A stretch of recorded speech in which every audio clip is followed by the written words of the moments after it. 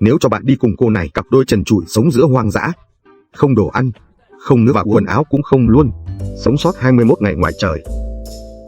Ngoài việc trần như nhộng trước nhau, còn phải đối mặt đủ thứ bất ngờ. Thử thách thành công ăn ngay 100.000 đô. Địa điểm thử thách lần này là đầm lầy Guyana ở Nam Mỹ, nơi đầy cá sấu hung dữ. Nguy hiểm khỏi cần bàn.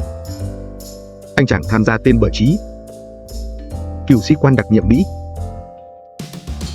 30 năm trong quân đội, luyện đủ kỹ năng sống sót, từng là thủ lĩnh trong quân. Gặp khó là anh có cách. Anh tự tin thắng lớn. Nữ thí sinh tên Đại Ly, hiện là y tá, mẹ của 3 đứa con, đam mê dã ngoại, cô học kỹ năng sinh tồn. Họ đi thuyền nhỏ đến nơi, nhanh chóng cởi sạch đồ, làm quen ngay trên sông, tránh bị cá sấu tát. Họ bơi vào bờ, Đại chọn thiết bị nhóm lửa. Bờ Trí lấy mùng chống muỗi, cần thì làm lưới cá. Rau rừng do chương trình cấp. Họ mở bản đồ xem đường, phải vào sâu trong rừng mới có chỗ dựng lều. Lên bờ xong, hai người hỏi thăm nhau.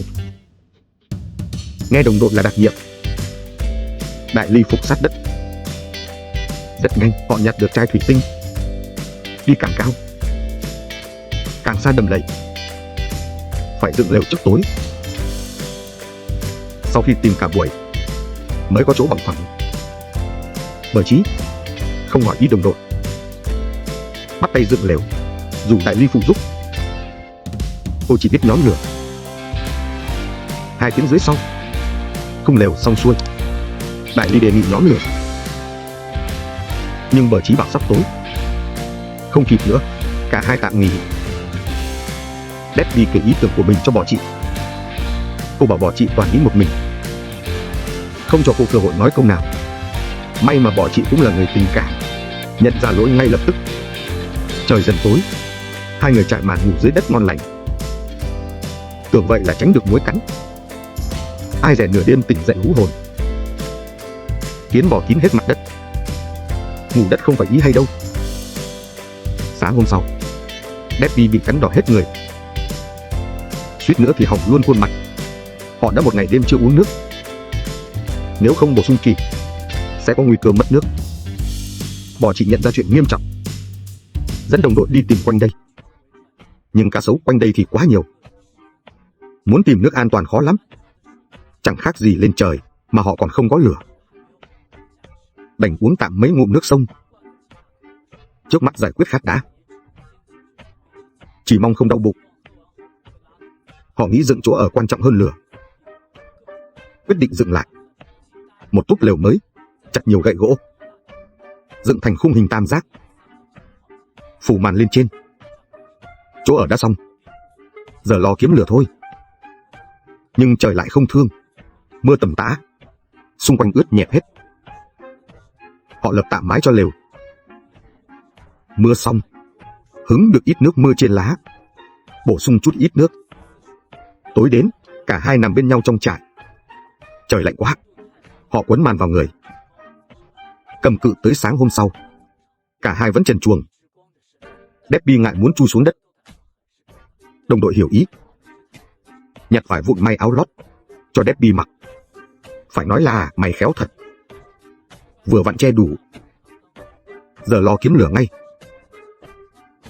Debbie có mang đồ khoan gỗ để nhóm lửa, nhưng dùng không dễ. Nửa ngày vẫn chưa xong. Đúng lúc đó, trời lại đen kịt u ám, nhớ tối qua suýt đông cứng như cá. Quốc Kỳ hừng hực khoan lửa khói mù. Gió mát thổi, lửa càng bốc. 3 tiếng rưỡi mới nhóm được lửa. Giờ phải kiếm protein thôi. Bờ Kỳ bảo đồng đội trông lửa, còn mình đi săn đồ ăn. Nhanh chóng thấy trên đất một quả cọ khô queo, quất mang hết về trại. Dù trồng giống tuếch, nhưng lại có thịt trắng tinh, tươi đến ăn sống cũng được. Bờ Kỳ khoe từng ăn hoài trong quân đội, sợ bạn không quen mùi, nên gói lá nướng than. Nửa tiếng sau thơm lừng, Derby ăn một miếng khen ngon, khen bạn hết lời. Vài ngày tiếp theo, hai người sống nhờ thứ đó, thỉnh thoảng thêm vài con châu chấu, nướng lên ăn ngon hơn sâu. Ngày thứ 5, sáng vẫn ăn sâu làm bữa. Cứ thế hoài thì tiêu. Mang lưới ra sông bắt cá, mặc nguy cơ bị cá sấu táp, ngâm mình nửa ngày, kết quả tay trắng. Ngày thứ 8, Quốc Kỳ rủ làm bẫy cá lớn, dùng cọ làm nguyên liệu. Một buổi sáng hì hục, Bờ Kỳ xuống đặt bẫy. Tối hai người ôm ngủ. Sáng hôm sau kiểm tra bẫy, thấy có cá to. Đang kéo lên thì lỡ để sổng mất. Đen như chó mực. Bờ Kỳ không trách, do mình giao việc cho gái. Ngày thứ 10, đói không chịu nổi, tự chế một cây lao cá, ra bẫy cú rình. Thấy nước động nhẹ, phóng lao cực nhanh, dính ngay cá chê to. Kinh nghiệm quân đội vẫn hữu dụng, ngồi chờ chết chi, tấn công thôi. Thế là Bô Kỳ chế luôn cây lao cá, mang đồ nghề xuống nước xiên cá. Tới chỗ đặt bẫy hôm trước, thấy nước dưới có động đây, một nhát lao nhanh như mèo, xiên chúng con cá chê to đùng. Kinh nghiệm mấy chục năm vẫn xịn, mang về trại làm bữa ngon ngay. Đói lâu quá rồi, giờ mới được ăn bữa ra hồn. Cá chê nướng thì khỏi chê, thịt mềm mịn, ngon ngọt tuyệt, đạm gấp 5 đến 10 lần bò. Nhưng chỉ cá thì chưa đủ, muốn đồng đội kiếm thêm mồi.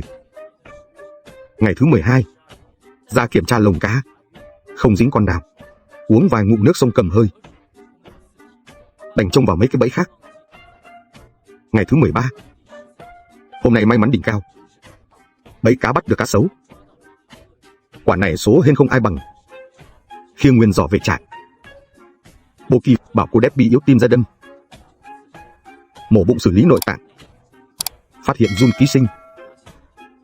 Bình thường là bỏ thịt ngay, nhưng giờ cần đạm gấp, vẫn nướng thịt cá sấu trên than. 2 tiếng rưỡi sau, cá sấu chín thơm phức, cắn thử miếng, ô hô, như thịt gà, chỉ thiếu tí gia vị, còn lại ngon không chê. Nhờ con cá sấu này, mấy ngày tới, cuộc sống lên hẳn tầm cao mới. Họ làm thêm ghế đôi ở trại và mấy cây giáo để săn mồi. Muốn biến hoang dã thành nghỉ dưỡng, Bô Kỳ lại mơ món thịt cay, rồi dù đồng đội lùng sục khắp nơi. Chưa được bao lâu, anh đào được củ bút sát hoang dã, dùng gậy cố định đầu cho chắc, rồi tung chiêu bắt sống, chuẩn ninja. Không chút do dự, khiêng về nướng luôn, khỏi cần tẩm ướp. Ô hô, cuộc sống rừng rở như resort 5 sao. Thịt bút sát, ai chả biết vị nó thế nào, vẫn giòn rụ, thơm mùi gà quen thuộc. Ngày thứ 17, trời bắt đầu mưa như chút. Hai người chỉ ngồi trú, hóng lửa, phải canh lửa cháy, không được tắt. Vài ngày sau, mưa vẫn dài như đĩa karaoke. Lều trại bắt đầu ẩm mốc khó chịu. Ẩm lâu là nấm mốc đến ở chung. Đêm xuống, lạnh teo rốn. Tắt camera là ôm nhau sưởi liền. Vèo cái đã tới ngày về. Sáng dậy trời quang, nắng đẹp, bàn nhau đường rút lui. Rồi bắt đầu đi về điểm hẹn. Vừa tới bờ sông, gặp cả bầy cá sấu xin chào. May chúng không thèm ăn thịt người. Cả hai vượt rừng êm du. Nửa tiếng sau, thấy Nai và Làng ở trước mặt. Xe cứu viện từ từ tới, hoàn thành thử thách ngon lành. Giờ thì về lĩnh thưởng thôi.